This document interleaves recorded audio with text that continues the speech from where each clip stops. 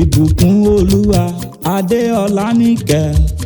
ọmọ àlùkò òkú ọdún o.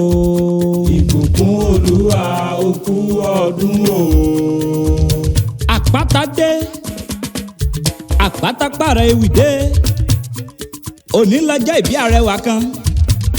apọ́nbẹ́pẹ́rẹ́ ẹlẹ́rìn ẹ̀yẹ onítọ́rọ́ lẹ́rẹ̀kẹ́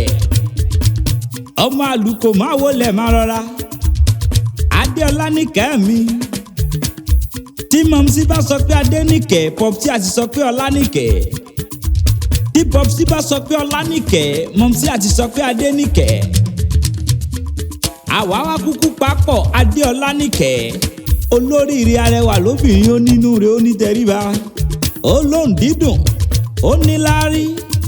kì í gbéraga jẹ́jẹ́ ló ń lọ jẹ́jẹ́ ló ń ṣe ọmọ àlùkò okú ọdún okú yèdún o kí n torí jìnnà ṣó rántí wípé ìlú péjú lọmọ ẹ ya ìwọ lọmọ ẹ̀ṣọ́ oríta mẹ́rin wẹsẹ̀ ọmọ òkè nílà kèé ti mọ́tò láyà ọmọ ègìrì òkè arógùnsẹ̀ bíi ga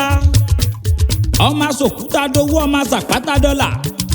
ọmọ òkèrú yẹyẹ kémi yá àfọ̀nà ọmọ òkè parakòkè sọ́ra dọ́ta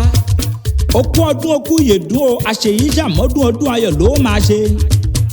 àyùn lọ àyùn bọ̀ lọ́wọ́ yẹnu bó bá ti ń lọ re ló máa bọ̀ re